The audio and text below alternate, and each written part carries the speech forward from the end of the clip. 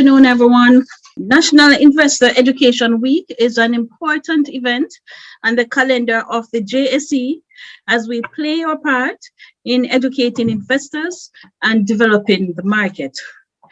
We have seen the benefits of this initiative in recent IPOs, and the offers are almost always oversubscribed, and the highest percentage of investors were amongst the age group of 20 to 25.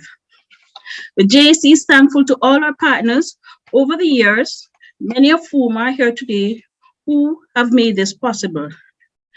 Today, I will be speaking to you on learning to save and invest early.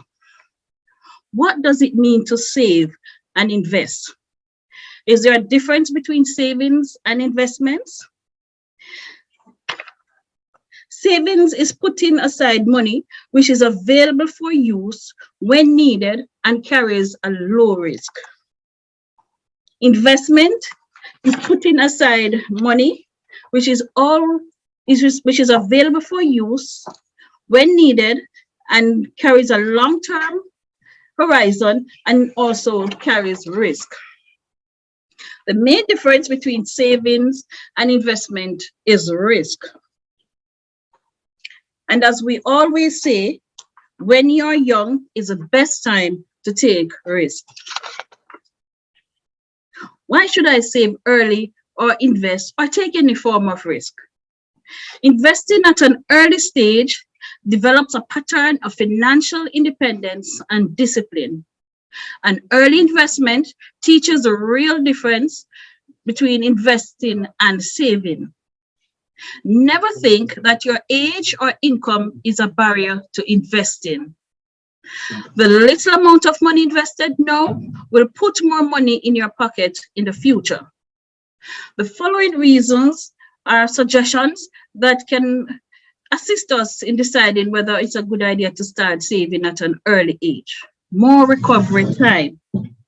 If you invest early and incur loss, you have more time to recover from this loss on investment. Whereas an investor who starts investing at a later stage in life will get less time to recover his losses. Thus, with early investments, your investments get more to grow in value. Save more. With early age investments, you develop a habit of saving more. The more you invest, the more you get in the future.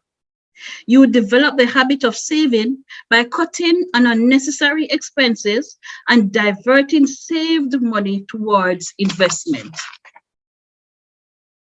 Improves risk rate taking ability. Studies prove that young investors have more risk-taking ability than older ones. Adult investors are usually conservative and prefer stability, in turn avoiding high-risk investment avenues. There's an old saying that the higher the risk, the higher the return. The probability of earning handsome returns at a young age gets enhanced with the high risk-taking abilities. Time value of money. Early investments lead to compounding returns. The time value of money increases over a period of time. Regular investments made right from an early age can reap huge benefits at the time of retirement. This also facilitates your entry into the world of finance early. Your money grows with time. Because of early investments, you can afford that car or apartment early that others may not. That apartment can also bring in additional income in terms of Airbnb or even rental income. This puts you ahead of others who choose to invest at a later age. Your need for borrowing also decreases drastically with early investments. Become a creditor. When you have surplus money invested, you will never have the need to borrow money and become someone's debtor. With money parked in the right investment avenues at the right age, you may have money to lend to others. you can become a creditor. Support your retirement plans. Early investments increases the probability of reaching financial stability at a young age. Saving from retirement from early, let's say from the early age of 20, rather than in your 40s, is always a better idea. Life after retirement is more challenging than it has ever been. So planning for retirement now will lead to a happier life after retirement. We live in a tech-savvy world. There are so many platforms to learn and know which investment is best. With the use of technology at a younger age, you can invest in avenues that can give high returns. An investment that is self-research gives you confidence and helps you take more bold decisions in the future. The earlier you start, the easier it is to build wealth. There will never be a convenient time for you. Start investing in small amounts. Give your money time to mature. Thank you.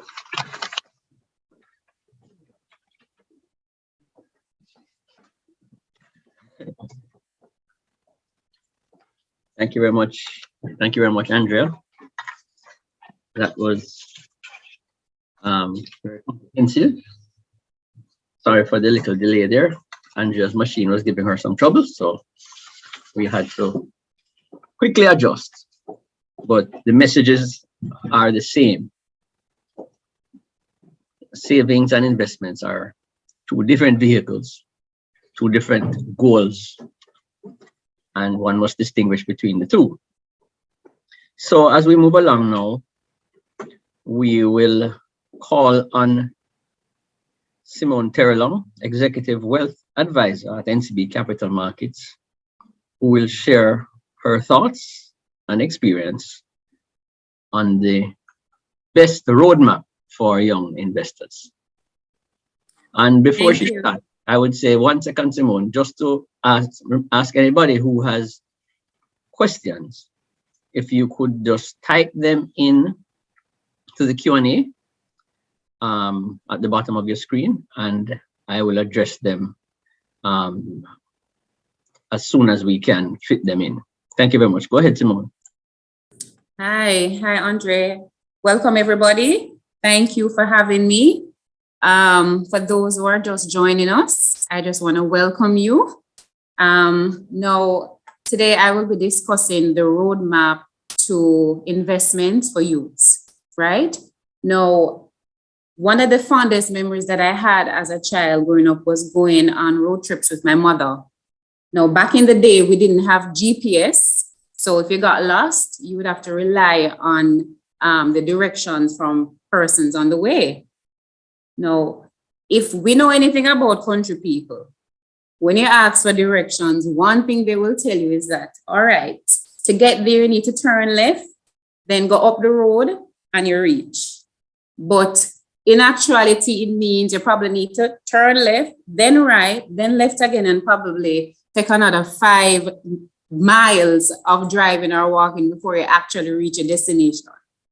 Now, right now in today's world, with the advent of technology, I can actually prepare and plan for my trips much better without have to worry about getting lost along the way. Now, when you think about going on a road trip, the first thing that you would want to look at is to decide on your destination. Then you choose your route. Then you want to ensure that you get your car serviced and so on and so forth. But if you are anything like me, your best friend is Google Maps. And it brings me to my destination on the quickest possible time. It's my best friend. Now, when you think about planning your financial journey, the most effective way to get to your destination is to have your Google Map or to have your roadmap. So in today's session, we'll be discussing what your financial roadmap should look like and what are some of the keys to pay attention to. So let's get right into it. I'm going to be sharing my screen. All right. So like I mentioned earlier, when you're thinking about charting your path to your financial journey, the first thing that you have to take into account is your personal finances. Before you actually even begin investing, the first thing to consider is your personal finances. Now, if you're in your early 20s, you're probably fresh out of university, ready to start building your career. Now, a lot of Jamaicans are not fortunate enough to have parents who can actually finance their tertiary education. So they have a common burden, which is called the debt burden. So if you do have an outstanding amount of debt, paying it off should be your number one priority. Now, if you're in your early 30s, you may have already started a family and you may have maintained loans such as, a car loan, credit cards.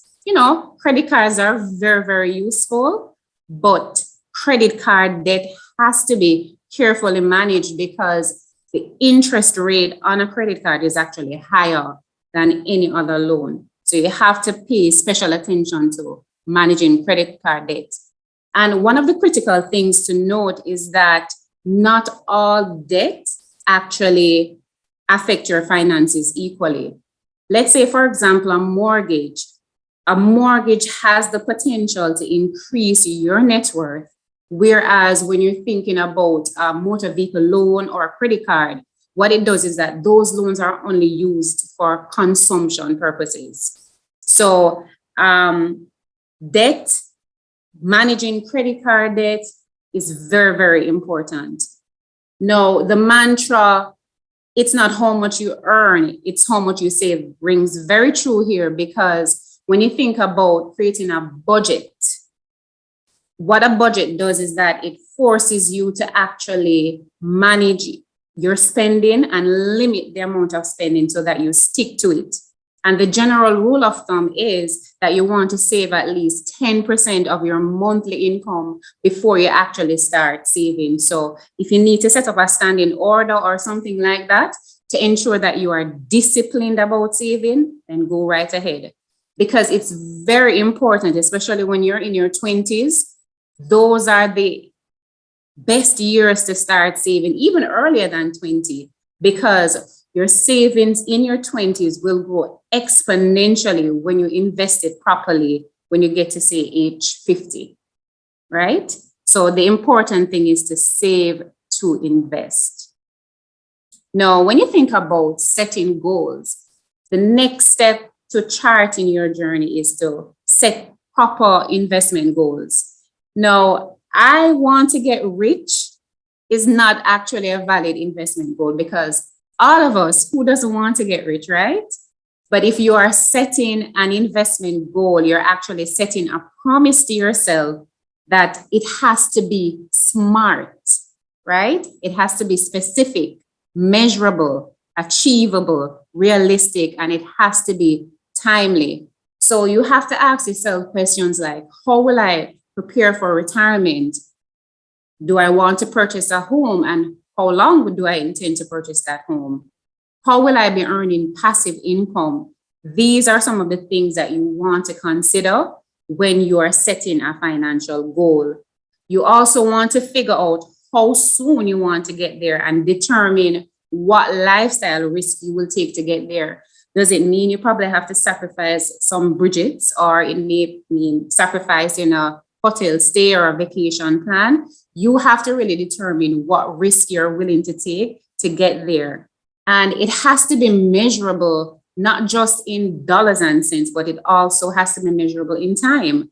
That means you are committed to that goal, and then you can actually start building your action plan based on that commitment that you have. Now, the next step is to choose the right investment, which is the final step of charting your financial journey. Choosing the right investments. Now, when you think about investing and you're about to start investing, you've already saved and accumulated some funds, so now you're ready to invest. The main objective is to ensure that you're letting your money work for you.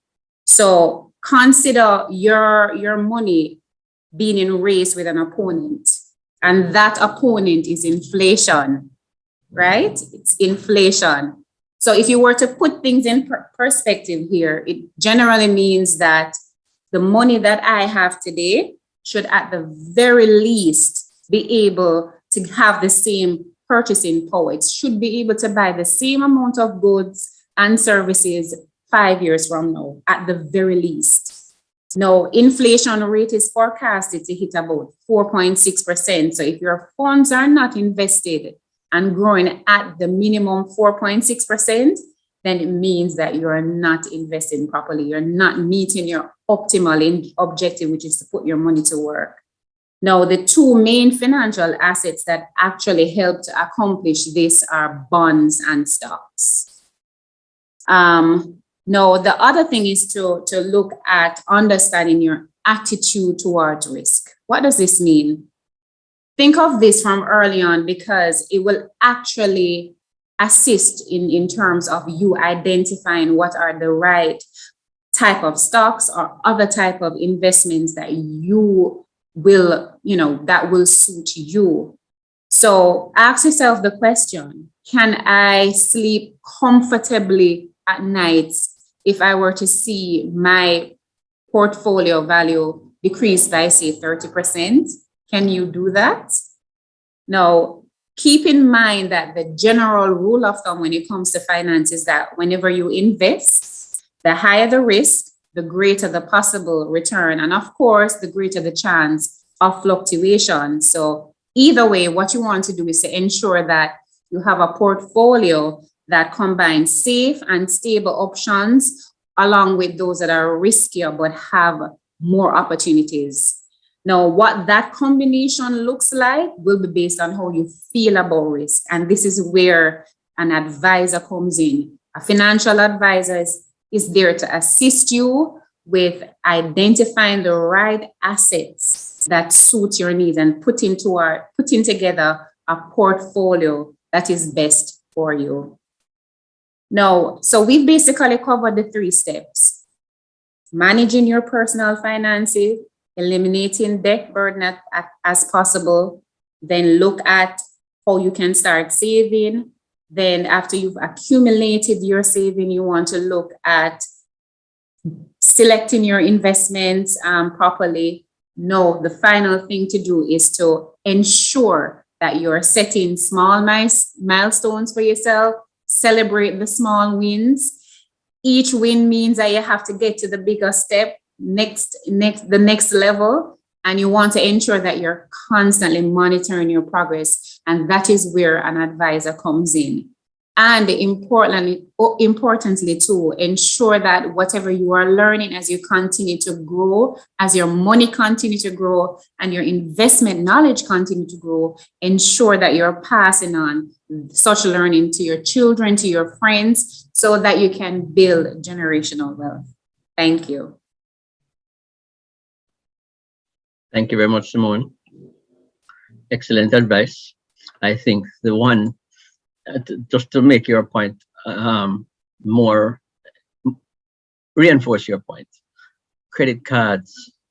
I remember when I used to be paying credit cards and saving at the same time.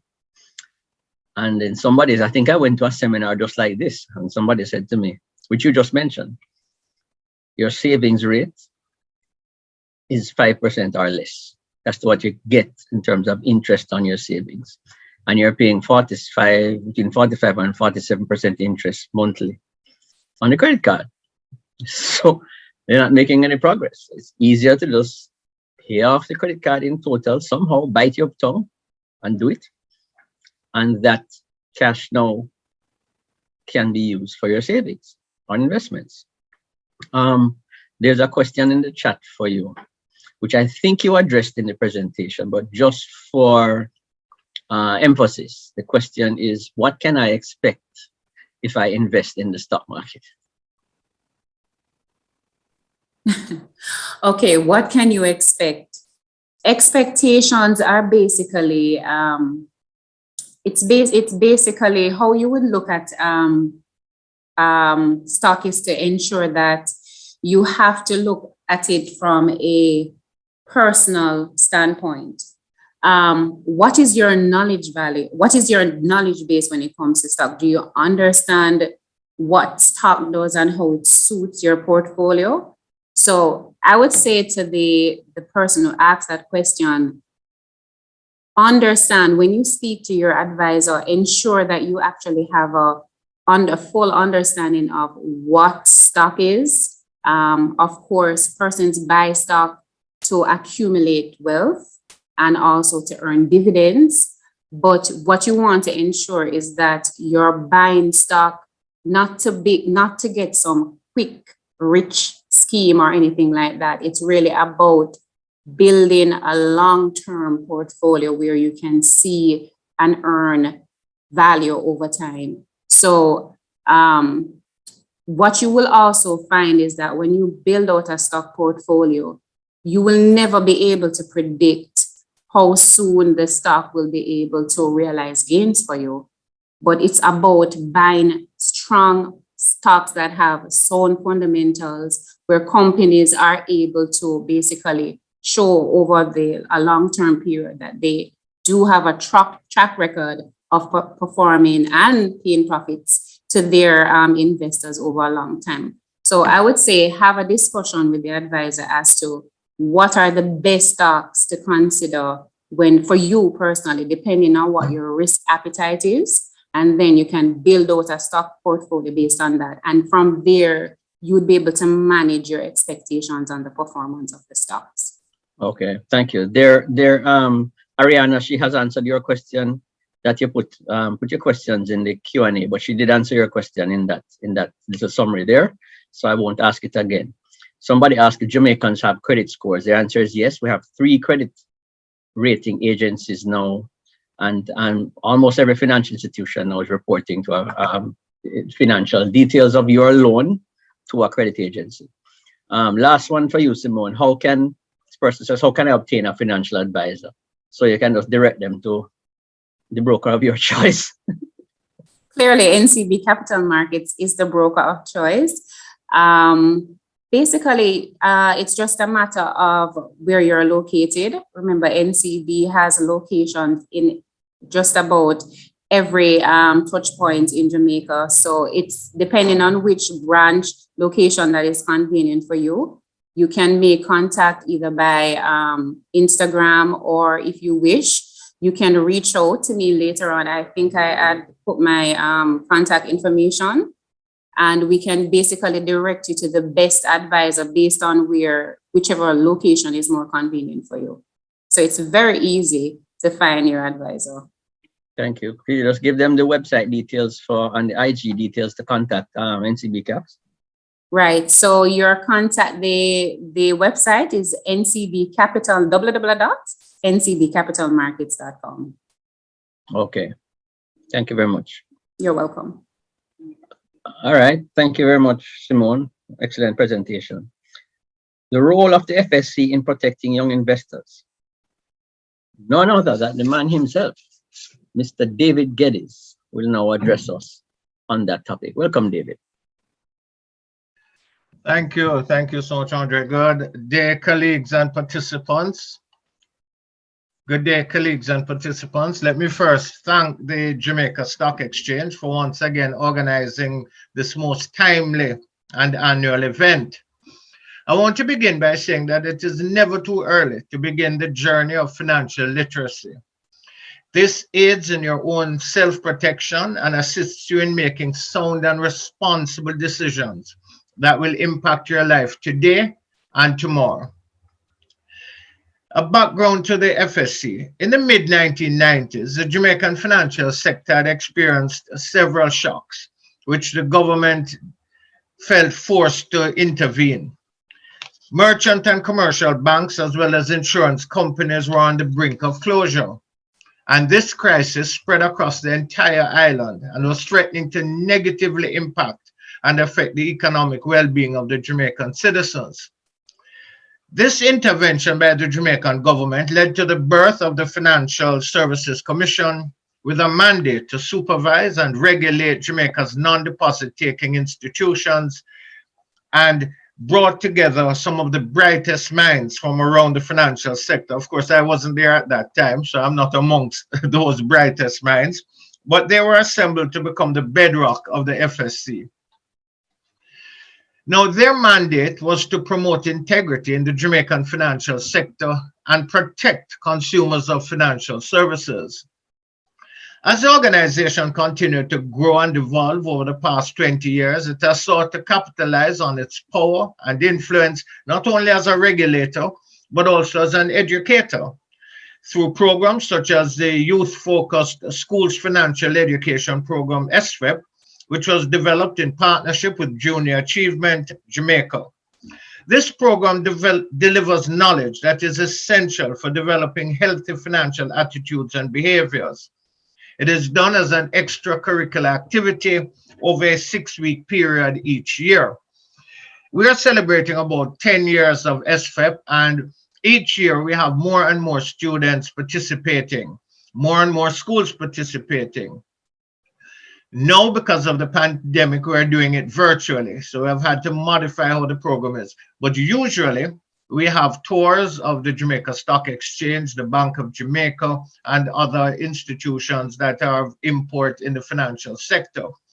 SFEP, most importantly, teaches the students about the use of money, about credit, how to invest, and of course, the importance of planning for retirement, because it is never too early to begin planning for retirement.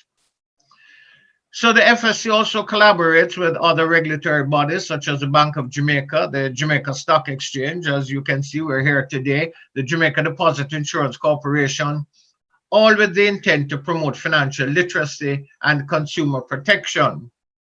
We engage the services of media houses on various financial literacy initiatives targeted at both the regulated industries as well as the wider public. More recently, the FSC has also adopted a strong social media presence across several online platforms in its continued campaign to engage with and disclose meaningful financial and other pertinent information to the public in a timely, accurate, and comprehensive manner.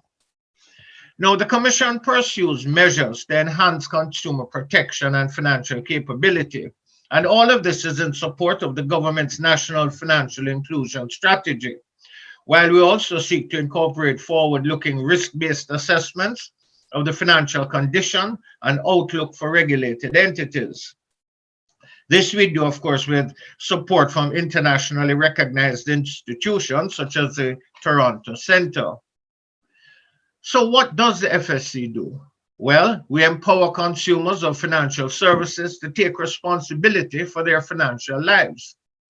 I'm sure many of you, even as youngsters, have been exposed to some form of investment scam. We at the FSC have seen a worrying trend where unscrupulous individuals have been targeting our youth with pyramid and Ponzi schemes.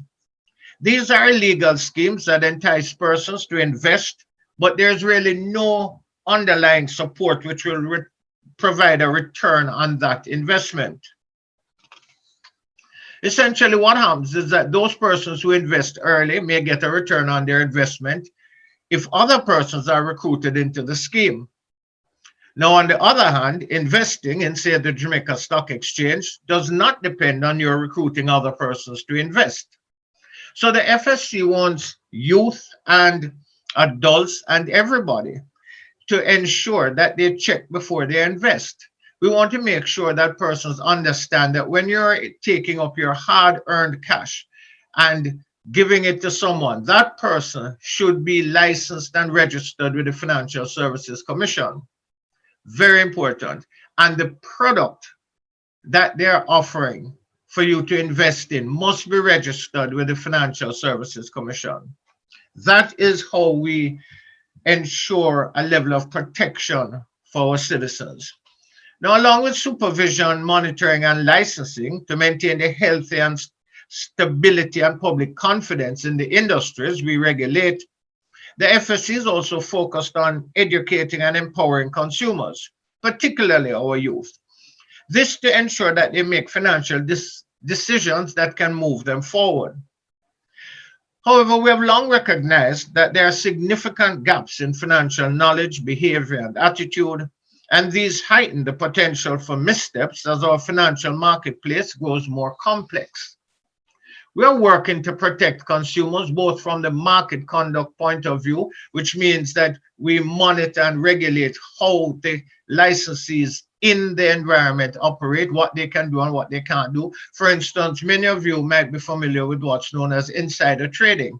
The FSC and the Jamaica Stock Exchange collaborate to work very closely to ensure that this does not happen. In other words, we don't want persons who have access to some information about a particular stock utilizing that information to take advantage of the market. So everybody should be on a level playing field. All the information that's available should be shared with everybody who has an interest in that particular company. Now, financial literacy has been defined as knowledge of basic financial concepts and the skills and attitudes to translate this knowledge from up here into behaviors that improve financial outcomes.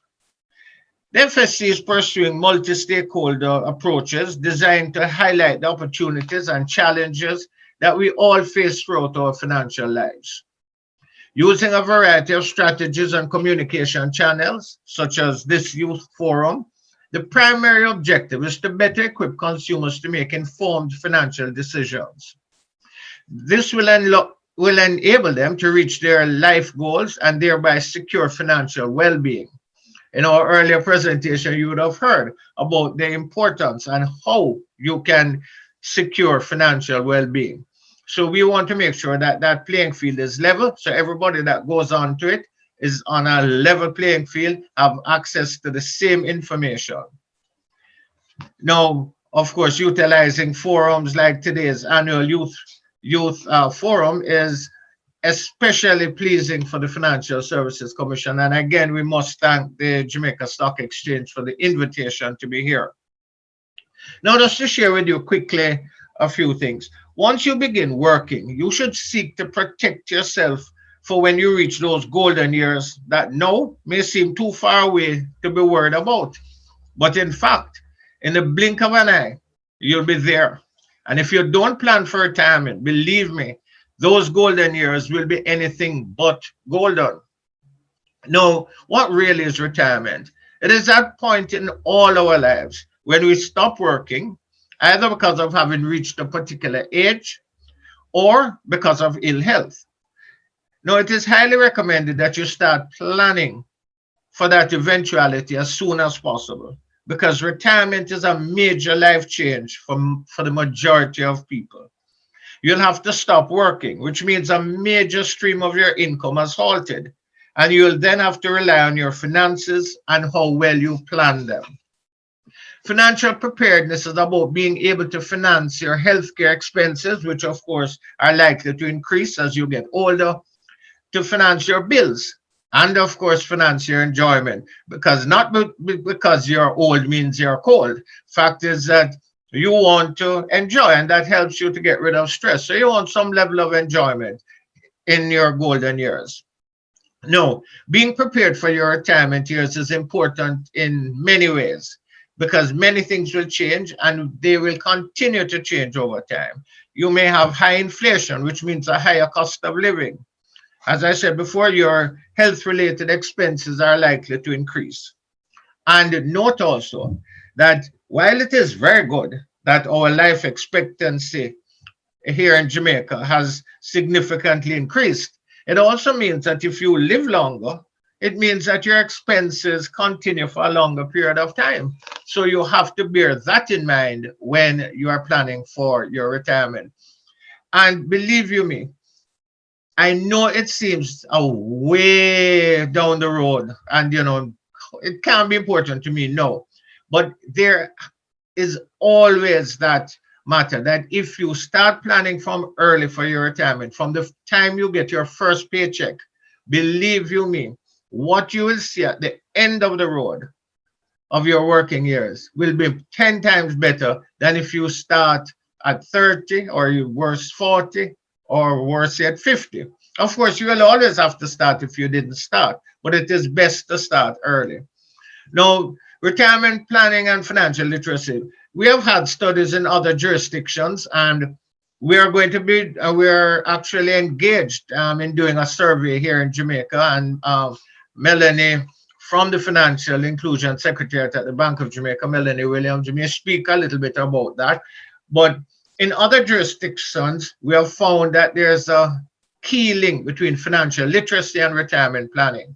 Those persons who are financially literate, they tend to plan for their retirement. They don't just leave it to chance that maybe they may win the lottery or maybe somebody will leave them an inheritance. No, they plan and they ensure that when they get to that age, whether it be 60, 65, 70, or whatever age they choose to retire, that there's something there waiting for them and they can finance their different expenses.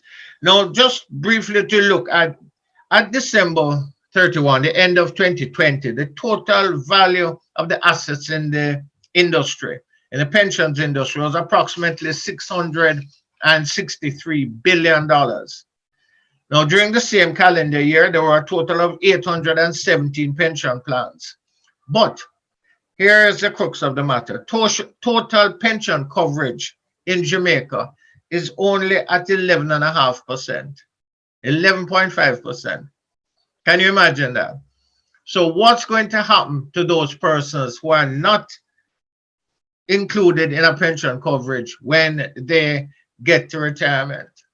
A lot of them are going to suffer. A lot of them are going to become a burden on society, a burden on relatives, a burden on friends, a burden on the government. They are going to be a burden.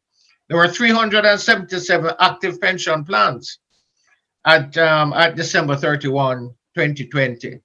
So the minute you start to earn some money, ensure that you are part of a retirement scheme or a pension plan. Can't emphasize it enough.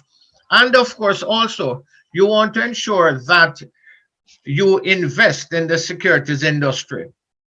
Let me tell you, the Jamaica Stock Exchange, I think about twice, has been designated the best performing stock exchange in the world. That's, I mean, hundreds of stock exchanges, and they have been designated the best performing. So it means that we here in Jamaica should be taking advantage of that, not going into Ponzi schemes and pyramid schemes, which depends on, you invest some money and then it depends on how many more people you bring in if you're going to get back any money. Definitely not. That is not what you want to do. What you want to be doing is investing in an industry that's currently valued at $1.9 trillion. You heard me right. The securities industry in Jamaica is valued at $1.9 trillion, not billion, not million, $1.9 trillion. Now, again, the FSC ensures that companies who want to list on the stock exchange, they have to come with a prospectus, and the FSC reviews the documentation for their business and the prospectus. That is a way that we protect investors. So investor education, FSC and the Jamaica Stock Exchange have been partners in various public outreach investor education initiatives for years. We have collaborated on several across the country, including town hall meetings, seminars, webinars, even internationally recognized events like World Investor Week, which coincides with National Investor Education Week. We're also partners in a joint investor education project, which I spoke about earlier, which is the school's financial education program. And finally, let me say that I cannot overemphasize the importance of check before you invest. If anybody approaches you and asks you to invest in any product, you want to make sure that you ensure that they are listed and registered with the Financial Services Commission.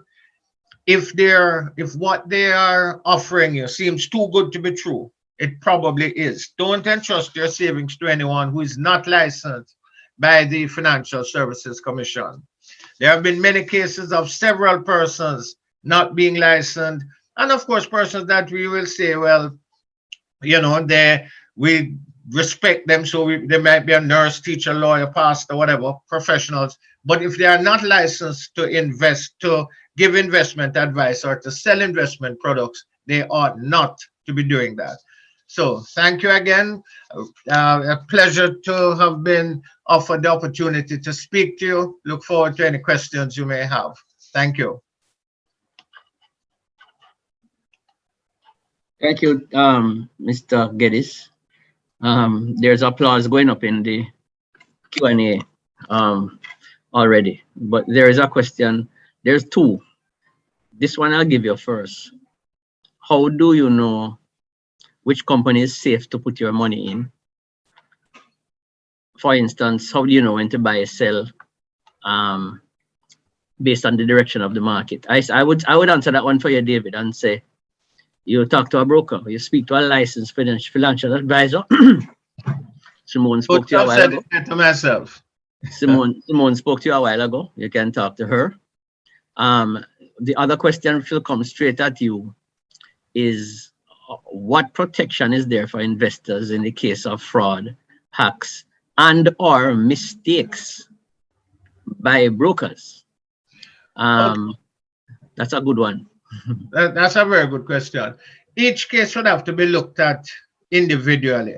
But let me say, generally speaking, that we have what's known as market conduct guidelines. And this is very important, that persons who are going to invest must be familiar with what brokers and dealers can do and what they can't do. But even if they are not sure and they feel that they have been wrongly dealt with, they can get in touch with the FSC, because we investigate complaints against security dealers, against brokers, against life insurance, everybody that's within our sphere of operations, whether it be insurance, securities, or private pensions. We investigate, and this is at no charge to the person bringing the complaint. So therefore, it is very important that you arm yourself with this knowledge, and that's one of the ways that we protect persons, by investigating the complaints against any licensee.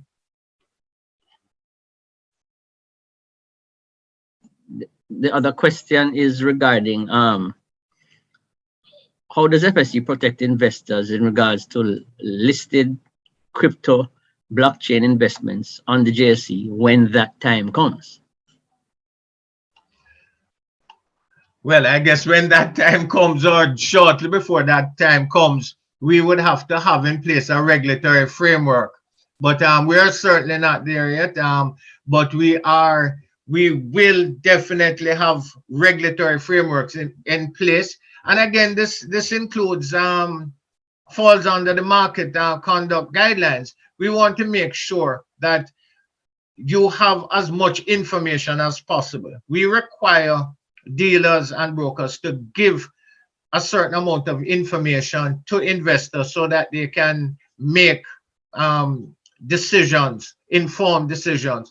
We also separate what we call certain investors that are sophisticated and certain investors that would not have that knowledge that those sophisticated investors would have. And therefore, how you treat both sets of persons is different. All right. Last one, David, very quickly. Why don't I just throw a partner and done? Okay.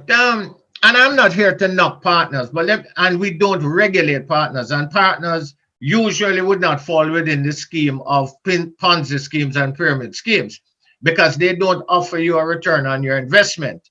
But what I will say is that most partners, which is a form of forced savings, and a lot of persons need that forced saving in order to really save. But that doesn't help you create wealth. In fact, usually you lose out on it. Why? Even if everybody is honest, the fact is the banker usually holds a hand, at least one hand out of it. So if you throw for 10 months and you throw $5,000, when it's your turn to get it, you're not going to get $50,000. Usually you get about 45. But even if you're to get the 50,000, you're not getting any interest on it. That cannot help you to create wealth, to put down $50,000 or $5,000 a month and only to get back the same amount that you have put in. That is not the method to create wealth. You want to make sure that you invest it in one of the instruments that will create wealth for you.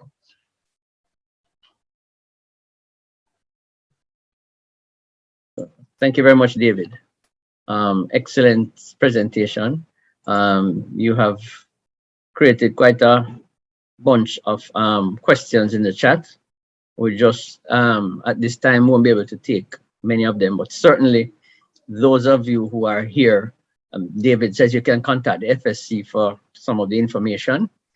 I know they have, David, you want to share the email address for general queries? Certainly. Our email address, if you have a complaint or if you have a query, is INQUIRY, that's inquiry, at fscjamaica.org. So that's INQUIRY at fscjamaica.org. Send us an email, and we're more than happy to investigate if a product is licensed, if a person is licensed and registered. Because we're here to protect investors. Right. There's a very technical question there in terms of how the surplus of a pension fund should be dealt with after the fund is being partially wound up. And that's a question offline that I want that person to contact FSC. David has all of the inquiries, all of the answers, in his shop. The email address was just sent in the chat. So if you have any other queries, it's inquiry at fscjamaica.org. So follow up. I just quickly say though, Andre, that surpluses we deal with on a case-by-case basis, because there are a lot of things that are involved in when you have a surplus or you're winding up a pension fund. You have to look at it individually and come to a decision as what's in the best interest of the persons who have invested in that scheme. Right, and the pension fund may have liabilities as well, eh? Most definitely. Thank you very much, David. We're going to move right along. We're a little bit behind schedule, so we need to do some catching up now. And I'm going to call on Melanie, Miss Melanie Williams, National Financial Inclusion Coordinator, Bank of Jamaica. This is a partner institution, obviously, to the FSC, being the regulatory, the other side of the regulatory entity. And Melanie is going to speak on promoting financial literacy for the youth to achieve financial inclusion. Melanie? Thank you so much for having me here, Mr. Gooden, and really want to extend my thanks to the entire Jamaica Stock Exchange team for facilitating this great forum to exchange knowledge and to really discuss what's important for the youth. I'd like to share my presentation if I may. So let me just share screen. And there we go. Great. Yes, we're seeing it now. Wonderful. Let me just go straight to slideshow, mindful of the time constraints. Okay, great. So really, in terms of what we want to achieve today, we want to have a discussion about certain skill sets that we want our young investors to really acquire, so that when they are now engaging with financial institutions, such as licensed securities brokers or dealers, we say in Jamaica, or insurance companies or banks, credit unions, even microcredit institutions, they are mindful of basic concepts to protect their financial well-being, if you will. So, of course, in typical fashion for Bank of Jamaica, the views which are expressed in this presentation are mine, solely mine, and do not necessarily represent the views of Bank of Jamaica, its officials, its employees, or its board. So what's really financial literacy? Financial literacy is about acquiring knowledge, attitudinal awareness, as well as the skills to engage with financial institutions to plan your financial future and to really increase your wealth, to protect yourself financially, avoid certain pitfalls or traps that can happen throughout your life, and to make sure that you have the appropriate safeguards in case of any event that could hit you, blindside you, such as illness, such as a death in the family, such as loss of a job. these are very important issues. So why are we looking at the youth? First of all, our youth in the context of financial inclusion, really our youth are not just our future, they are our present. All young persons that I know of, age, shall we say, by young, I'm going to classify them from age 25 to age 15. They're by nature entrepreneurs. And so they start thinking differently from our generation, which was more comfortable working in an office for someone. No, this is the entrepreneurial generation. So they start to think, how do I begin to get funds to start my business? I can't just keep borrowing from friends and family. So that's why you come to the stock exchange and see what you need to do to be listed on the junior market. These are some of the questions you have to ask yourself. But before you can list, you have to have a bank account. How do you open one? And how do you actually make yourself attractive to lenders so that they will want to give you a loan, that business loan? And what's really the distinction between saving and investment? And then what is insurance? How do I use insurance effectively to actually protect my business and myself? And how can I get a credit card for my business? How can I make a smart financial plan? So these are some of the questions that our young entrepreneurs and entrepreneurs in training are asking themselves. So really we're coming now into this space of why it's so important to be financially literate. You have to understand how to manage your money. And this goes back to the work that's being done by the FSC through its school program, as well as other entities that really teach you the distinction between very clear concepts of saving, budgeting, managing credit, insurance, and making investments on the stock exchange. And we know from the stock exchange's programs, such as this one, that you also encourage young entrepreneurs to think about good debt versus bad debt. You encourage them to understand how to invest in regulated investor plans or funds that are made available to them through licensed securities dealers, rather than just falling for any person who comes off the street and says, I have this great arrangement and I guarantee you 10% return every month. Let your spidey sense kick up. Anytime somebody gives you a guaranteed return in an investment context, that's a problem and a red flag, and you need to be mindful of it. But you also need to understand the benefit of saving. When you save regularly, as David mentioned, you get interest, but you also have the benefit of deposit insurance. And my colleagues from the JDIC will deep dive into that. But adequately saving, having that emergency fund available, having distinct buckets of saving, one of which should be for your future investment, then allows you to take a futuristic approach. It allows you to fight the impact of inflation. It allows you to now develop your next goal, your next plan. And that's what we encourage our young investors to do. So this goes back to the great presentation that was done earlier by NCB, creating a solid financial roadmap. First of all, who are you?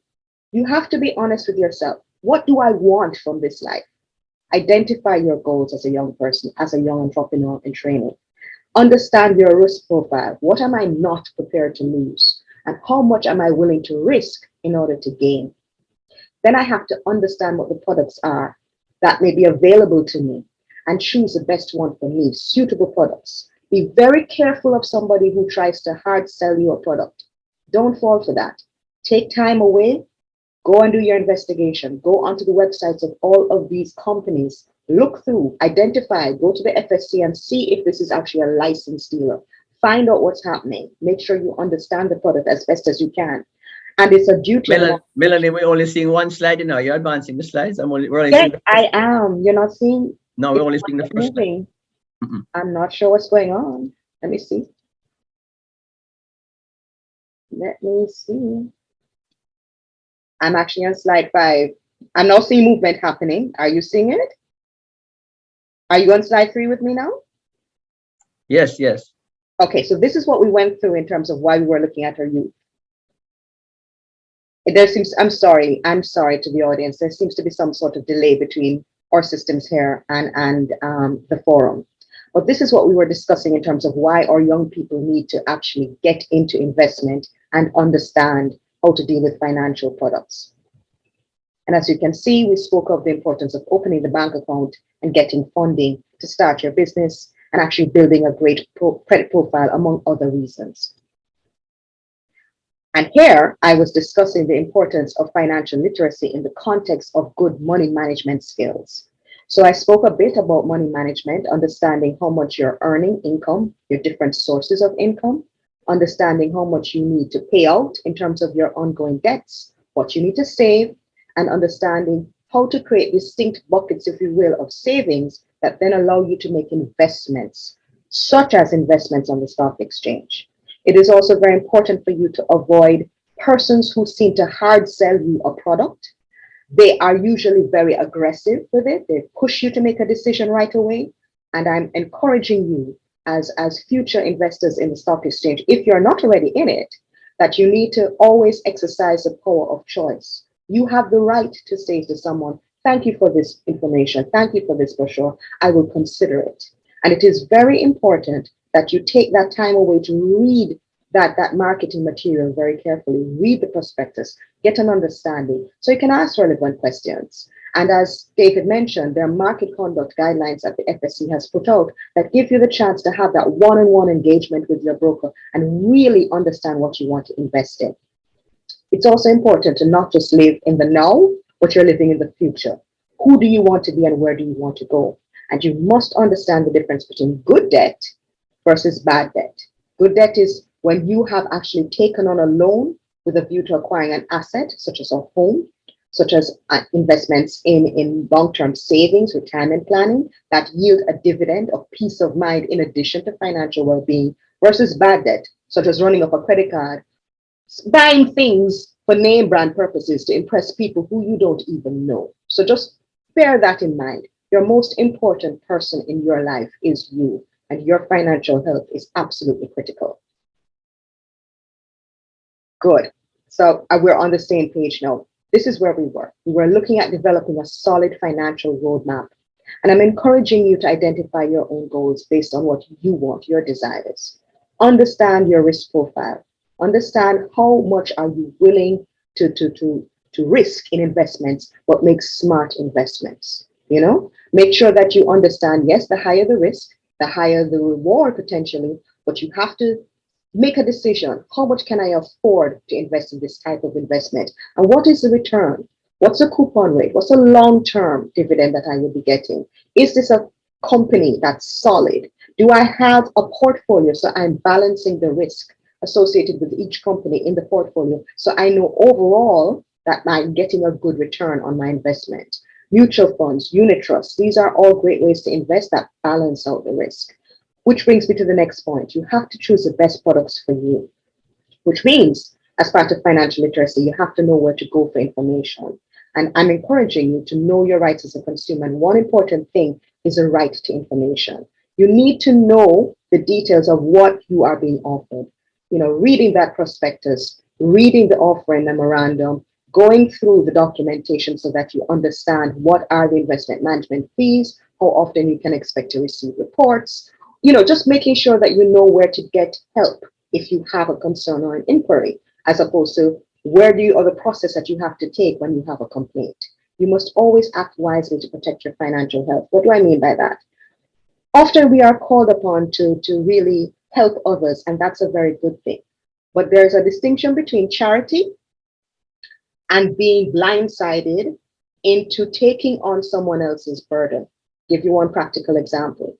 Be careful when you choose to sign on as a guarantor of someone else's debt. Do you know how much debt that person actually has? And do you know what their track record is in paying it back? Think smart, think long term, ask the relevant questions. It is your money, you've worked hard for it, you need to know. And of course, first things first, you have to save so that you can invest. So long term, effective money management requires you to make smart financial decisions. Do not spend what you do not have. Do not do that. I mean, the basis of what we're sharing with you are found in so many different places, including Proverbs, believe it or not. It speaks about being wise about what you do with your finances. Pay attention to your own assets. Monitor those reports. Read the reports that you get from your licensed securities dealer often. Make notations. As you get older and you advance in age, you may decide, okay, I've now acquired that great job. I have my car. I'm comfortably paying back the car loan. In fact, I'm going to finish paying that off in a month or two. I need to turn my attention. I need somewhere to live. It makes more sense for me to buy a home than to pay rent. Do that. Those things are very important. David mentioned the importance of saving for retirement.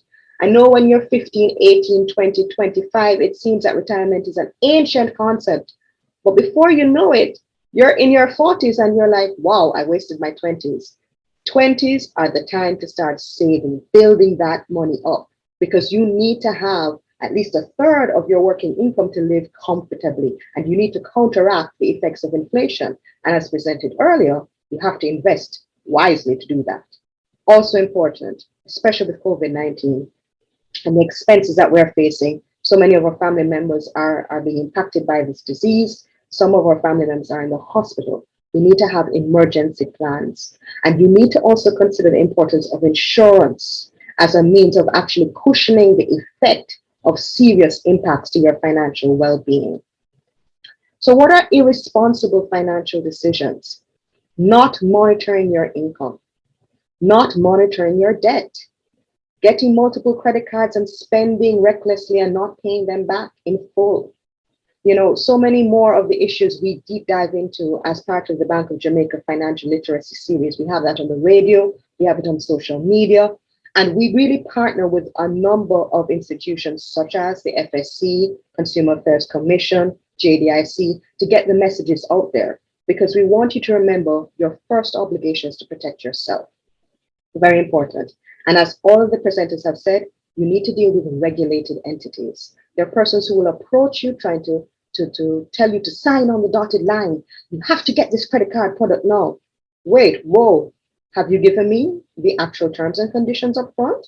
Have you explained to me what I need to understand in terms of the annual rate to pay for this? What I will have to pay if I don't pay off the balance in full? You have the right to ask those questions. Please do so. You have to protect yourself. It's like any other relationship. You have to know as best as you can what you're getting into. So it's irresponsible for you to not protect yourself. That's the bottom line. And do not be easily fooled. Do not accede to every request. Ask the tough questions. So what's the most important takeaway I'd like to encourage you to have from this presentation? First of all, you're going to develop your financial map. And a major part of that is creating a budget, which allows you to save, which allows you to identify your expenses, it allows you to identify the different sources of income. And as the entrepreneurial future, we know that you will not just have a job or one business, you'll have multiple income streams. Make sure you factor that in. Also, make sure that you pay yourself. You have a little reward that you give to yourself, but you also want to put something aside for that emergency and keep a track of your expenses. So right at this point, we have a number of videos now. While they're here on the slide, and I'm going to try to play them directly for my presentation, I'm mindful that I might have a slight difficulty. So let's first try. And then if I'm having some challenges, I'm going to ask the JSE, the actual form, to play the videos for us. The first video is remittances and saving.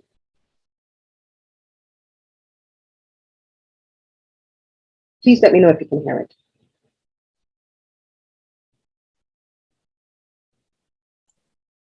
Not yet.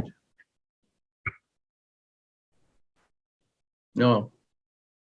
No.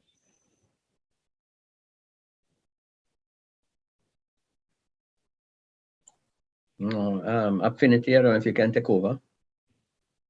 All right. Okay. Thanks for telling me, colleagues. So we're going to stop that video here. I'm going to ask if the stock exchange, they have the videos, if they can actually play that first one for me. The first one is on remittances and savings, if they're able to. There it is. Perfect.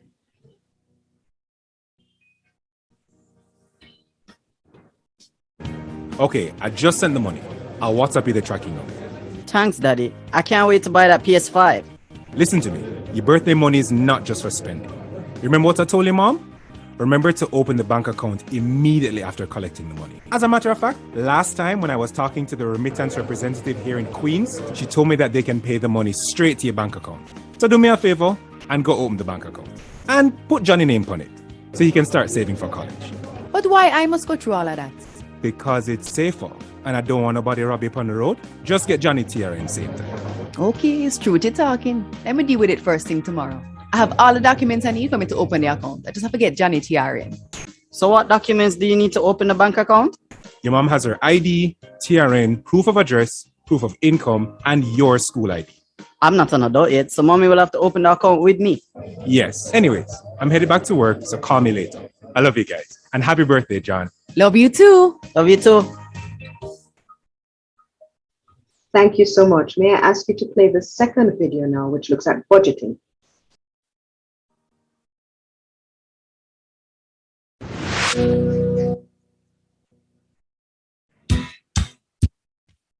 Can't wait to get the new PS5 and the Call of Duty and the FIFA. Get the what and the what? PS5 and Call of Duty. Me never say PS5 and a Call of Duty on the budget. Budget? What's that? A budget is vital to tracking your money. A budget records how much you're making, how much you're spending, and how much you're saving. And since you're not working, you can't make a budget using your lunch money. So me need for budget for buy the PS5? Yes, how else you go get it? You have to learn discipline and look at the bigger picture. You never see how me and your father plan with life so you can have a better one. You have to budget. So how do I budget? First things first, you write down all of your income. This includes your lunch money and monthly allowance your father sends. I can do that. Cool, that's the start. Then you write down your expenses. This is your lunch at school, candy and toys you buy at the vendors at the gate, them things they all have to cut down if you intend to buy this PS5, you know. I'm telling you from early. All right, mommy. Me have to start this right away because all my friends on the PS5 right now. But we're not done yet. You have to subtract all your expenses from your income. If your money is short, you have to look at what you're spending your money on. I know for sure you don't need all the candy and toys, so you can cut down on those and save. All right, then. I get $750 for lunch money and bus fare. Bus fare is $300 and patty and box juice is $400. So if I start do some chores, I can save more than $50. Look at that. You're already getting it. You need to get a summer work so you can get some more money. Okay, so I'm going to send you to work at Larry Hardware Shop in the afternoon and on Saturday. And if you save what you earn, if you're disciplined, you can buy a PS5 for your Christmas. I can't wait. Press the buzzer, John, before you miss our stop. So I can't get nothing for my birthday? Don't worry, I will get you some new clothes. No big party in these COVID-19 times. Okay, love that. Thank you. And finally, the final video I promise is on opening the actual bank account.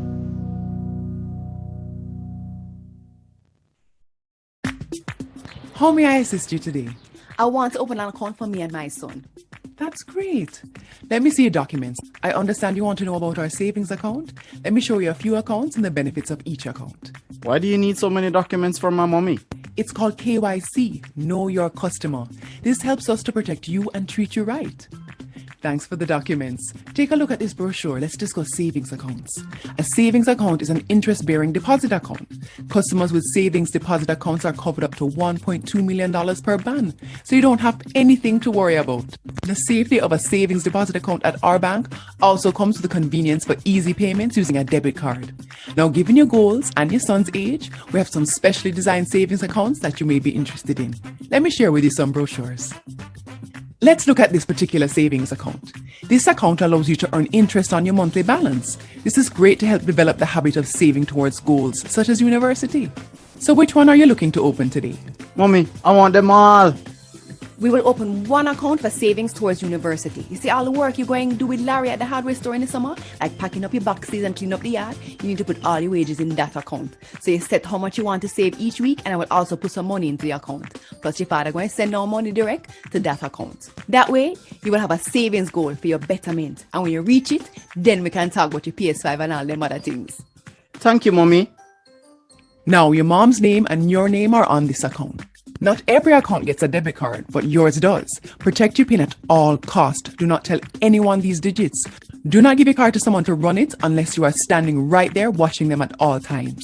Sign up for online banking as soon as you get home, so you can get alerts and practice to check your account frequently.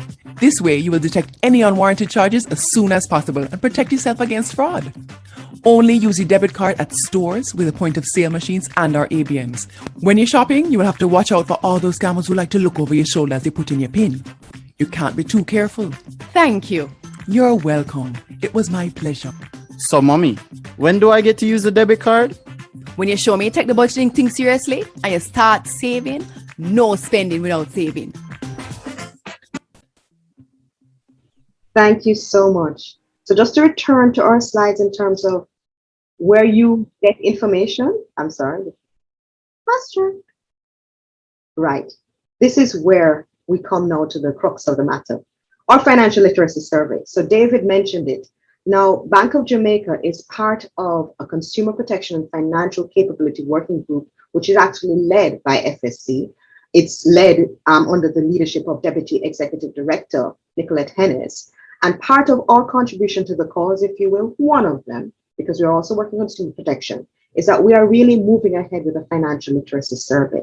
Now, Bank of Jamaica commissioned this survey last year, went through all the procurement processes, and we are in partnership with the members of this working group.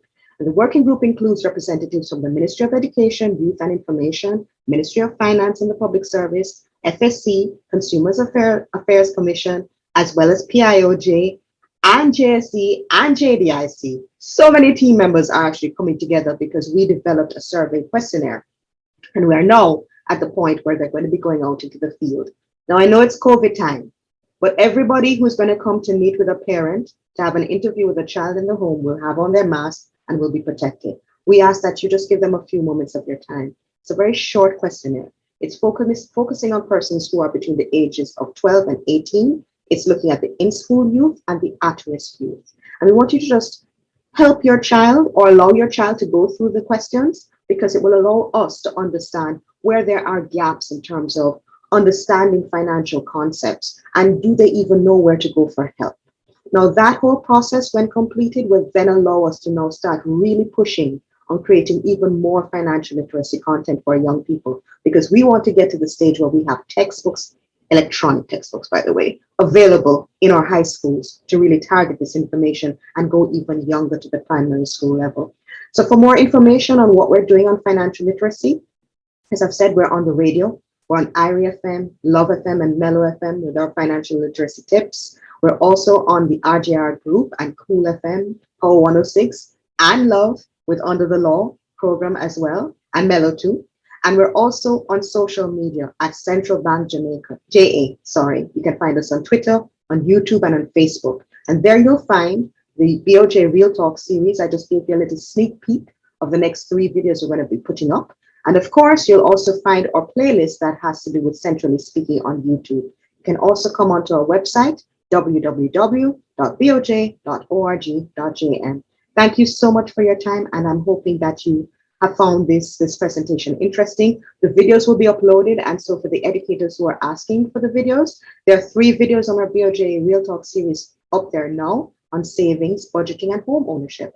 Go ahead and view those. And we would also like to encourage you to watch the other videos that we have up on Centrally Speaking. These 3 that we, kind of showcased today, they're not yet up, but they will start going up as at tomorrow. We wanted to kind of give you a tease of what Bank of Jamaica is really trying to do in financial literacy. So thank you again, and thank you to the Jamaica Stock Exchange for giving us this opportunity to share with you. Thank you so much. Thank you very much. Thank you very much, Melanie. Very good, very excellent. Lots of information there. If you could just share the website, the URL for the website where the Centrally Speaking information is currently located.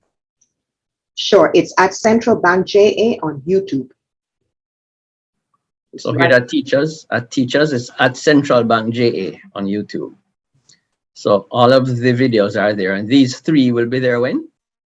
They're starting tomorrow. So they're 3 up there now, and this additional 3, we're starting to put them up in every 2 weeks. So the first one will go up tomorrow, and then another 2 weeks. Try to make sure that everybody has the opportunity to view them. We're actually working on a series of 6. This current, the first 3 are part of a series of 6 videos. And would you believe it, we now have a little emergency happening here. So I am going to go. Thank you so much. All right. Thank you very much. Thank you, Melanie. Sure. My pleasure. Thank you. All right. Excellent. Very good. Very good. And the information from Melanie there is going to be very useful to all the students and the teachers. And Roseanne has entered the URL for the which is at centralbankja.com. All right, on we go. Thank you very much again, Melanie. Now, the question that has been asked earlier is how you know what type of investment to pick and what are the investment alternatives out there. You have real estate, you have fixed deposits, you have stocks, you have mutual funds, etc., etc. how do you choose and when do you choose? So it's all about making the right choice. So to teach us more about that, we have Miss Shelley Ann Morgan, who is a Manager Investment Services at Sagicor Investments Jamaica. And I now invite Shelley to make her presentation. Good afternoon, everyone. How are you? Okay, I hope you are as happy as I am. I'm thrilled to be able to speak with you today on how to make the right investment choice. I'm just going to share my screen.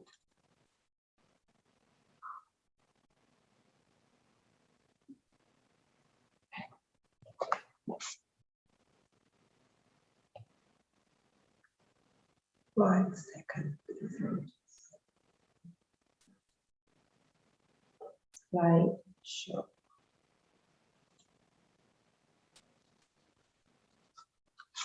All right, so I hope you're seeing my screen.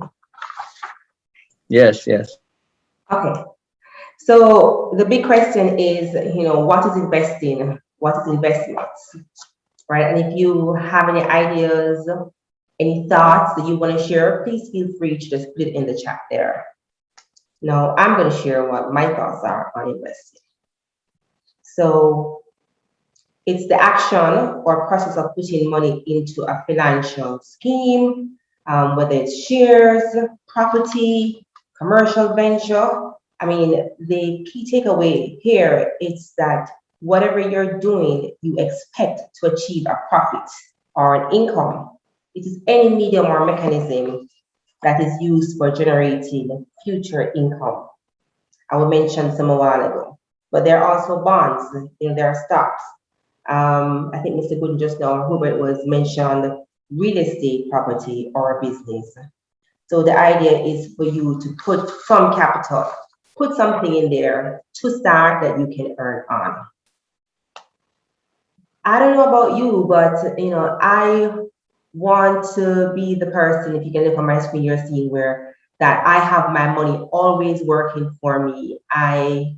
You are planting money in that field and you are on the back of your money. It should not be where you are the man at work or working so hard, so much harder than your money. So whatever venture you are in, the idea about making the right investment choice is that your money must be working harder than you, all right? And if it's not happening already, let us get started.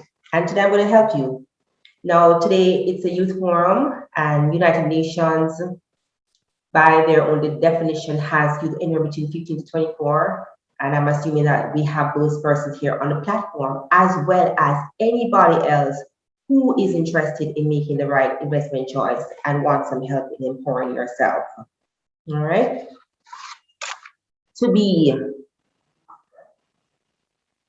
So what are some of the benefits of making the right investment choice? And I have some ideas here, right? I don't think I have everything here, definitely. But these are some of my thoughts about what are the benefits of making the right investment choice. And I'm sharing, and I hope that I can learn something from you too. So if you have ideas, please share. Now, most persons, when you're thinking of investments, you want to make some fulfilling, some long-term, some big goals. You have some things that they say, if your dreams don't scare you, it's not big enough. So you should be having some big goals where it gives you chills and goosebumps. And investments and the right investment choice will certainly catapult you in arriving at those goals quicker, right? And having a blueprint, a plan. And here I'm saying that things like your child's college education, your college education, if you wanted to start up a business, if you wanted to expand your business, that dream house, whether it's somewhere on the hill or in a valley, people think of dream house being on the outskirts or outside of Kingston, where there's no hustle and bustle. That home expansion. Give me some more. I mean, what are some of the benefits, or what can you see with your making the right investment choice could arrive at you making those financial goals. What about if you wanted to return to school for your second degree or your third degree? I mean, education is so expensive these days, and it is a financial goal. It is a big ticket item. I mean, you don't even have to reach college. Just to go up to the primary level can be expensive. We talk about expense, family. I mean, if we do it right and we're planning, a family is also a big ticket item. You think about somebody said the most expensive sound they've ever heard is a baby crying. So those are some of the things that are financial goals and things that when you make these choices now, you know, if they're good choices, it helps in you achieving these goals. But if they're bad choices, then these goals are so far off the radar, it's like it's playing hide and seek with you.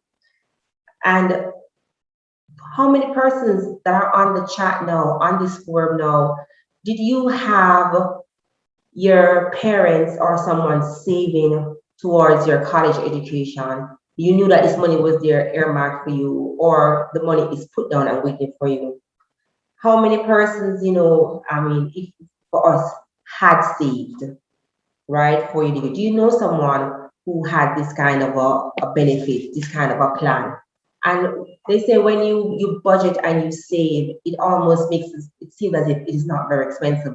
Not very expensive. It is affordable, and that's what happens when you make the right investment choice in terms of achieving your financial goals. It makes it far more attainable. It's less of can I say a roller coaster ride. What about taxes? When you make the right investment choices, you are able to have a lot of tax savings, and that is legitimate tax savings, right? Some persons with the right choices, you are able to have tax exemptions, right, on some investments, right? And that's legitimate. There are tax advantages, they are available for you where you will either pay less or you pay no taxes or you pay as you withdraw. And even at Sagicor or in other spaces here, unit trusts and even on your equity investments, you are able to have tax advantages on some of those. So pretty much you are able to use your sledgehammer and either reduce it, erode it completely, but it comes with making good choices and making them early. Retirement. People know the law, I think it has been passed or will be passed. Retirement is going to be coming down from probably 65 to 60, but you don't have to wait until that. What about if it is that you wanted to retire early? There are lots of persons who retire early, mostly persons probably entertainment or sports, but why can't you as a career person retire early? So we're saying plan for that retirement, right? Ensure that you get the facts and you start saving early and planning for your retirement and have the plan. I want to retire at X age. I want to have the same amount of things that you enjoy now, the same privileges that you enjoy, the same entertainment, the same type of lifestyle. You want to maintain at retirement, and then you'll have a happy retirement. And it won't happen if you start late. You have to start early. So the earlier you start, the better it is for you. Compounding interest. Now, compound interest is just simply where your money is earning interest on its own, right? It's all about making the right choices. And if you don't start early, compound interest kicks in.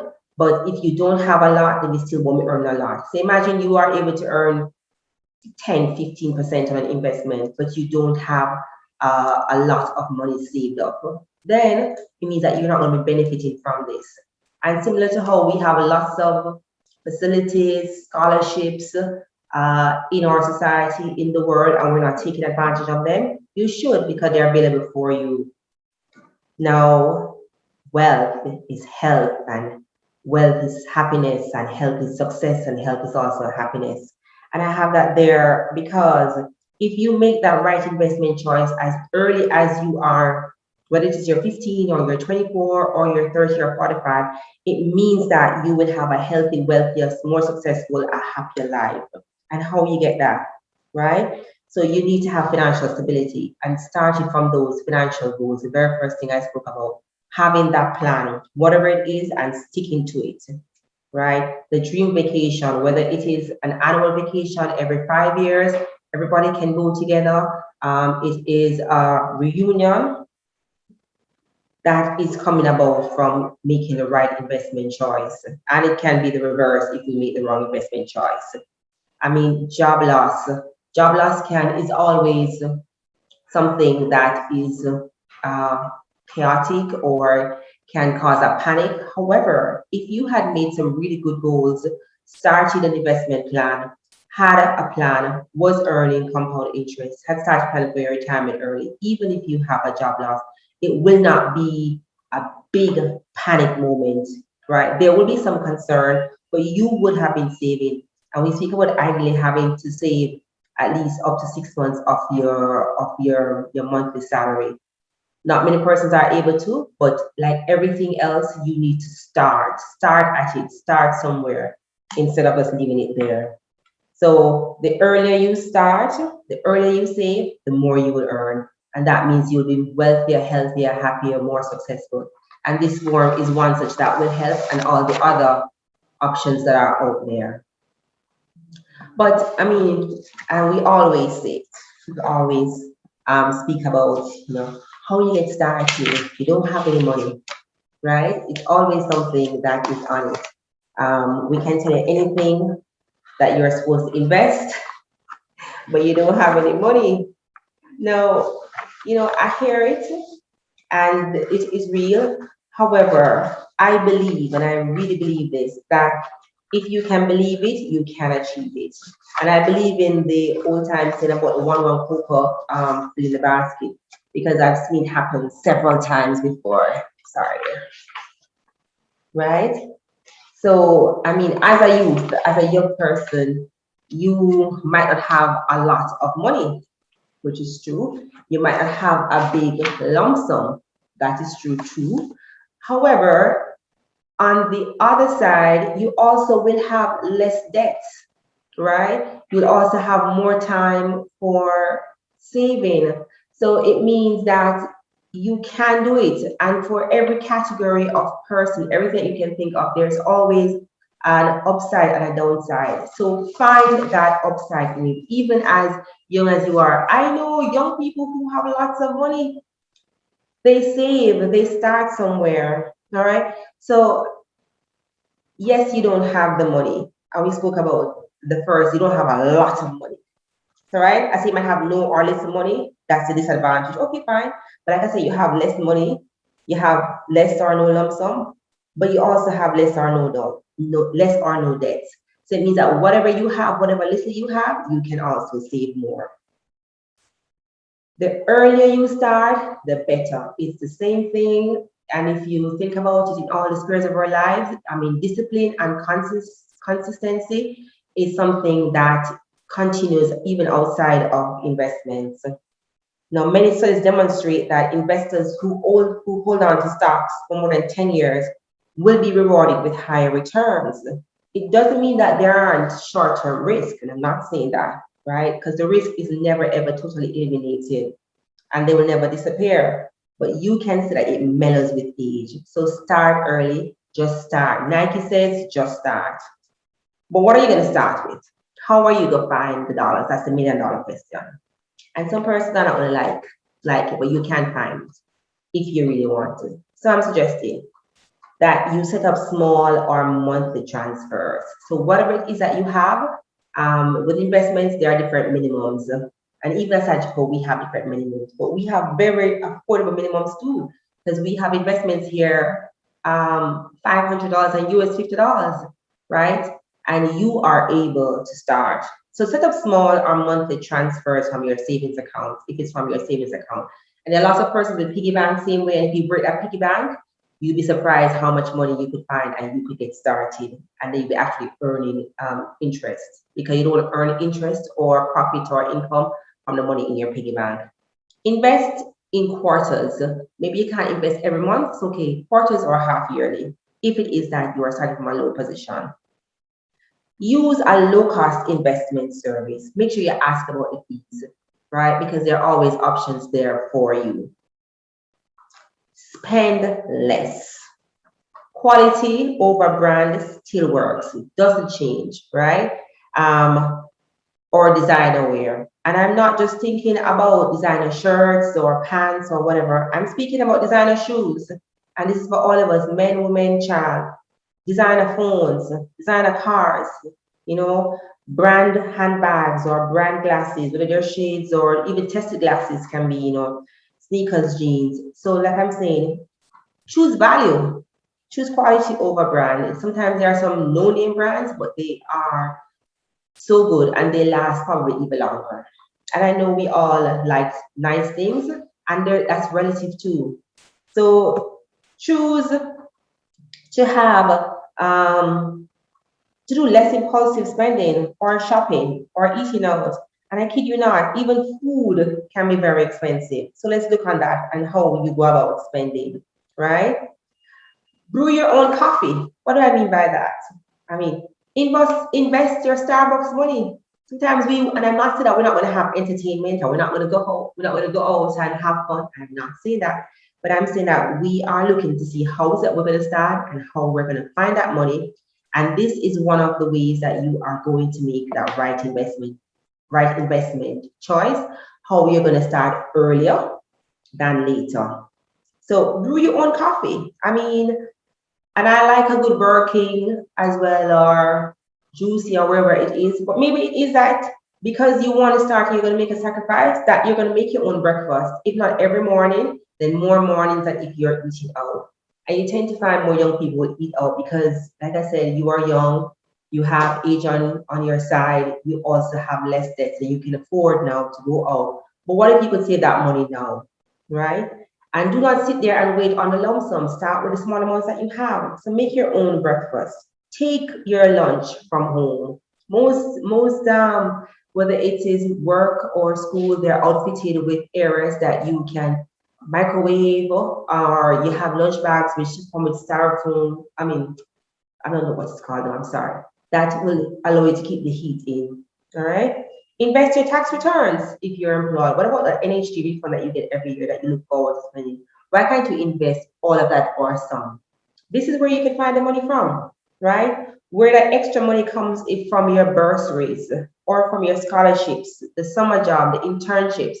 Normally when those monies come in, we tend to just spend them out on consumer items, and we have to live and we have to consume, but do we have to consume everything now? No, we can afford to consume some more later on.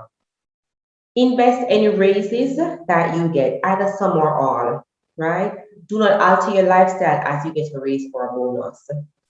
This is a big one that you can help to find the money to start investing earlier, right? Ask your relatives, your friends, your well-wishers for investing investment money than for gifts. And we have excellent plans at Sagicor with our Sigma gift certificates and with our Sagicor stockbrokers gift certificates. So I'm just showing you real life ways how you can find that money to get started. Talk less, spend less on phone cards. I mean, do not exceed your phone plan or the limits that you have, right?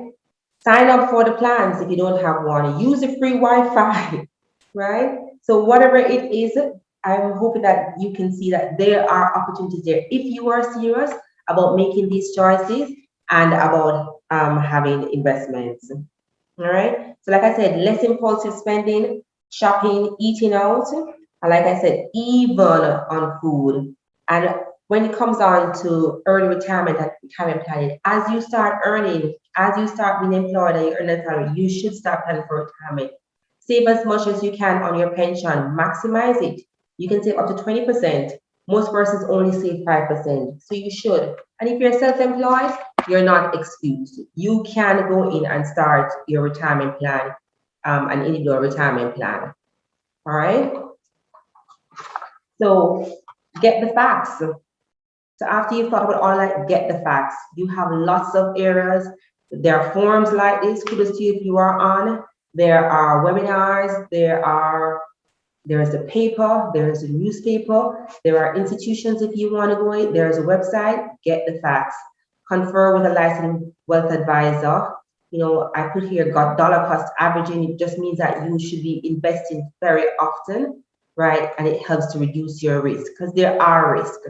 I spoke about compounding, where you want your money to be earning interest on your money. Keep on reinvesting that money. And once you do that, you will do fine. And at some point, you have to increase. You always have to increase. Now, Sagicor is one of the investment brokers, and we're happy to help you to get those facts. So we can help you to either reduce or erase the high debts that you have there. And a big part of investing, is either you're going to invest more or you're going to reduce on your spending.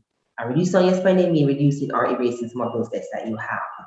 Now, at Sagicor, we have a world-class research team here. We also have our Investor Core website that has a lot of information about investments, right? Regional, international, and local information that will carry you a far way, right?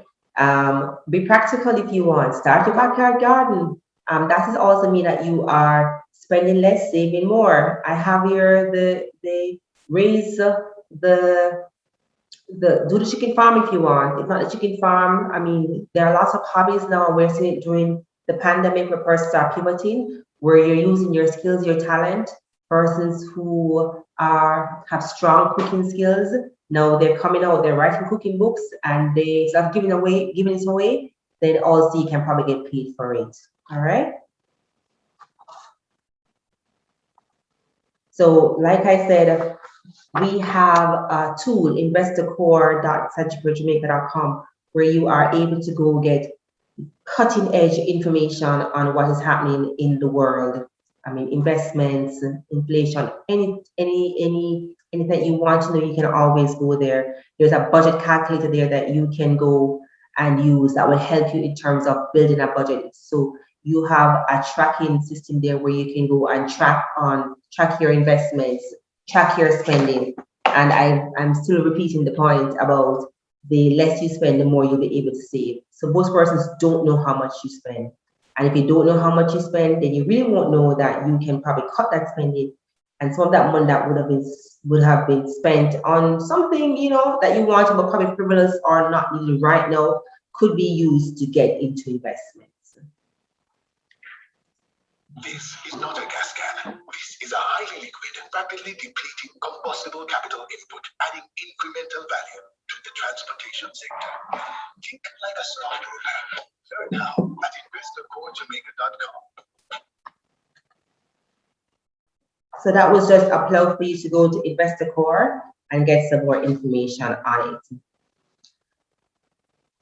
Now, after it is that you know what you want to do, you have an idea, you know how to find the money, and you've made up your mind, then let's explore what are the options.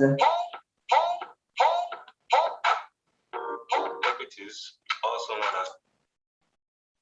as stocks, is a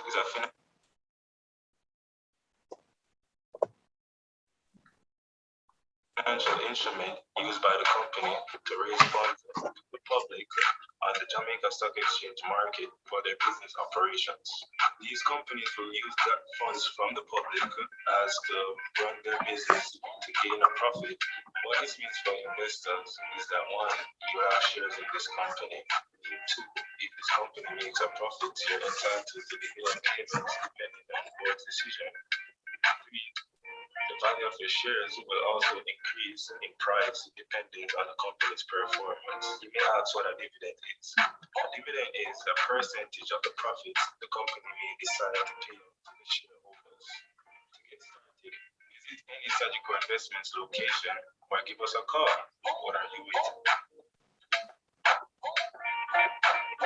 All right, you heard the young man. What are you waiting for? And then online is better.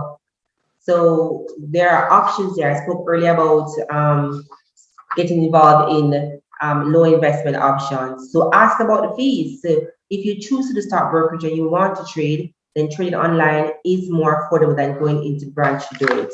And it gives you more convenience, and it also empowers you to do what you want. I mean, lying down in your bed, sitting up early morning or night, you can get that done.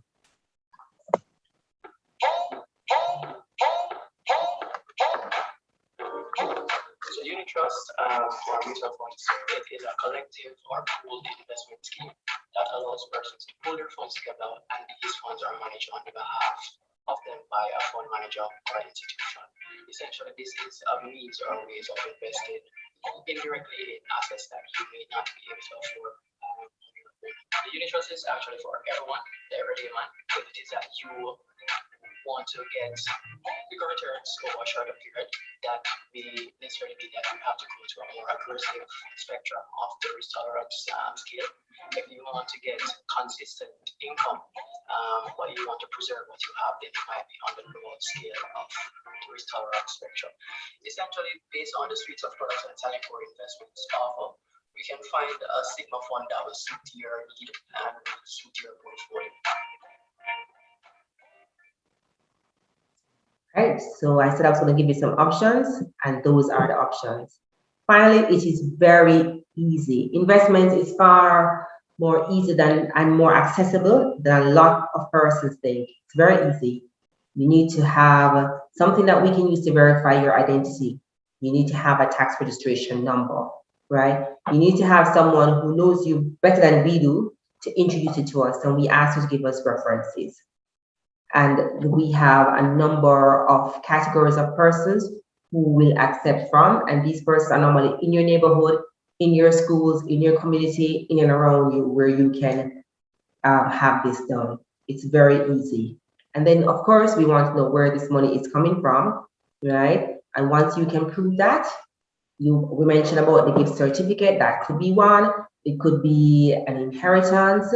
I mean, whatever it is, there is always a source, and we just want you to share that with us. And once that is done, you are ready to invest.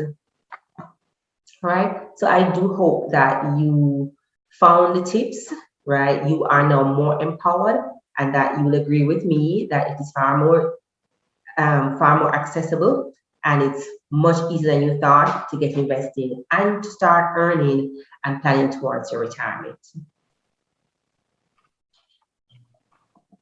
Thank you very much, Shelley. Great presentation, excellent presentation. Okay, thank you. Really learning a lot today, and all the presenters have brought their own perspective on the business of saving and investing from when you are young. So thank you again, Shelley Ann Morgan, Manager Investment Services, Hachco Investments, Jamaica.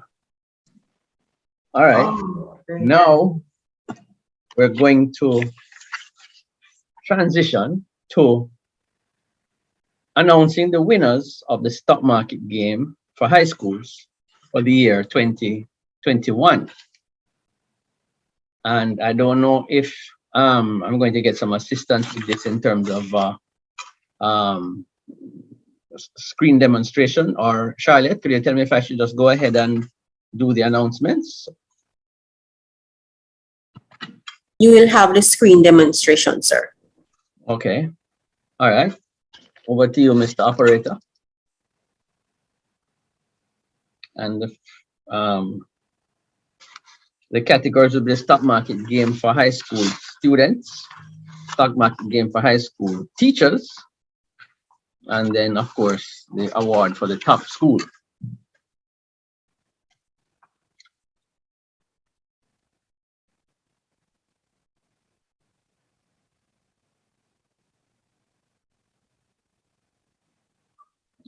Waiting on a drum roll.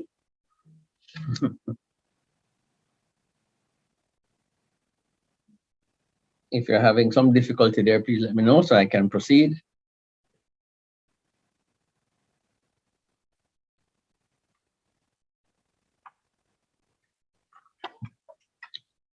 All right, the results have been given to me. So since you're having trouble displaying, I'm going to go ahead and read the results. For the stock market game for high school students, the third place winner is from Jamaica College, Israel Redwood.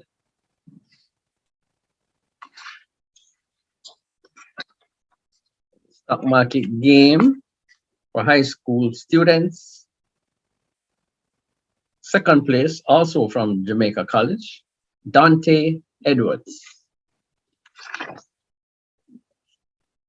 Hold on, it's only JC entered this competition. And the winner, first place winner, from Jamaica College, stock market game for high school students, Anil Johnson, Jamaica College. Congratulations. Clean sweep by JC there. We didn't have Manning Cup last year, so they clean swept something else here. Excellent, excellent. All right. Then on to stock market game for high school teachers. This is very interesting, and I'm happy that you're involved with teachers in it. And the third place goes to a teacher from Mayday High School, and her name is Sarah Thompson. Congratulations, Sarah Thompson. The second place winner, stock market game for high school teachers, is Sadie Palmer from Tishfield High.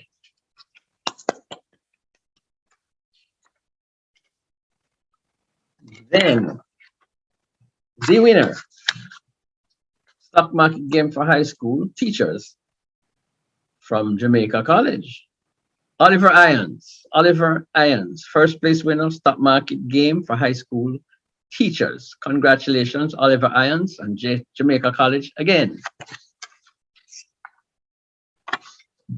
Then now, the bigger of the big ones. Stock market game 2021 for the top school. Third place school is Cedar Grove Academy. Congrats to Cedar Grove Academy. Stock market game, top school, second place. Titchfield High, second place winner. And the drum roll for the first place winner for the top stock school for the stock market game. Based on the trend, can anyone guess who would be the top school for the stock market game 2020, 2021? You are right, Jamaica College. JC, correct. Kamisha Jones, you are correct. So again, congratulations to Jamaica College, to Cedar Grove Academy, to Titchfield High, to Mayday High, who have all excelled this year. Thank you very much. Now I will hand over to the launch of the new season of the stock market game for 2022, and I'll hand over to Mrs. Charlotte Eddie Nugent, Communications Officer for the Jamaica Stock Exchange Group. Okay, good afternoon, everyone. Thank you for joining us, persons who are on thus far. And I want to really emphasize and congratulate all the persons who participated in the 2020-21 games. The students, I know you worked tirelessly, and it is not lost on us that you gave up your time, your weekends, you watched the news that you probably didn't normally do. The teachers who were your mentors, we want to just say thank you for being there with the students. The schools who allowed the students to enter, we want to just thank you also. And for those persons, those schools who are out there who have never entered the game, this is a special appeal to have your students enter the game. It really opens up their mind to what is investment, how do you invest, and it allows them to find out more about the economy and our local companies. I want to really especially congratulate Jamaica College. This is their third year in entering, third straight year in winning. And let me just say they had the first to sixth place positions in the game. Those students, they also worked tirelessly. The the game actually allows for 6 students to enter the game. So you know that Jamaica College really worked hard in the game. We want to also look at the teachers who participated in the game. The third prize winners, the first, which is Cedar Grove, special mention to them because it's the first time that they're entering and they came out as amongst the top school. So that's really commendable. The educational program that we continue to have, before I tell you of the launch of the new game, it really aids in giving the students a background on the stock market. And I would encourage the schools to give us a call, email us, and we will set up our Zoom platform for you to learn about the market. We are not face-to-face again, but we are still on educational program. And most of the persons who participate in the game ask us to present to the students. So it really opens up a wide cross-section of information to the students, to the various schools. We still have the group competition that persons can sign on. And without further ado, let me just launch the current game, 2021-2022, which will start on October 14th. Now, this will really give an opportunity for the students to really send in their forms. We are sending emails out to the various schools to allow the students to enter. We're also going to do the teachers game as well. So the students get an opportunity to have 6 students enter the stock market game and also have teachers enter a game along with mentoring the students, also give them an opportunity to participate in their own teachers game. So it's the 2021-2022 game, starts October 14. You'll be getting the forms, all the schools, and we end next year, end of April. So the game is now officially launched. Thanks to all the students who entered the recently concluded game. And we really open up the games to all the new schools that we're coming on board, all the students, all the new students, all the previous schools who entered. We're going to say, we welcome you, give us a call, email, and the game is open for all. Have a good afternoon. Thank you very much. Thank you very much, Charlotte. And the game is now on. So I encourage all the teachers who participated, the teachers who won. I hope you're taking this thing seriously enough and that you're actually now investing as well. I mean, the gifts that you're going to get as prizes is just an incentive, but I really hope that you'll be utilizing the experts we had here. The NCB Capital Markets was here, Sadiko Investments was also here to open your accounts and actually, while you play the game, be doing live investments as well. That is how it's going to grow. That's how it's going to start, and that's how it's going to keep momentum. So, without further ado, I would just like to, on behalf of this Jamaica Stock Exchange team, thank the 180 odd people who joined us today online. Details of the stock market game are available on our website, www.jamstockex.com, or contact your school. All the information will be sent out. Or you can contact Charlotte here at the exchange as well. Charlotte Eddie Nugent at 876-967-3271. The number is on the website as well, www.jamstockex.com. That's jamstockex.com. Looking forward to further participation. Thank you all for staying with us through this program this afternoon. Thank you for your time, and I wish you all good luck and keep safe. Thank you very much.